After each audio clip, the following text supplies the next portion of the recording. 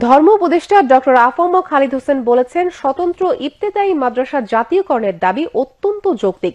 আজ বিকেলে জাতীয় প্রেসক্লাব মিলনায়তনে স্বতন্ত্র ইবতেদায়ী মাদ্রাসা শিক্ষক ফোরাম আয়োজিত বৈষম্যের শিকার স্বতন্ত্র ইবতেদায়ী মাদ্রাসা উত্তরণের পথ শীর্ষক আলোচনা সভায় প্রধান অতিথির বক্তৃতায় তিনি একথা বলেন।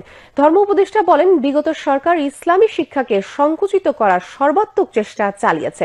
বৃহত্তর মুসলিম জনগোষ্ঠীর এই দেশে ইসলাম সহ সকল ধর্মশিক্ষার সমান অগ্রাধিকার থাকবে।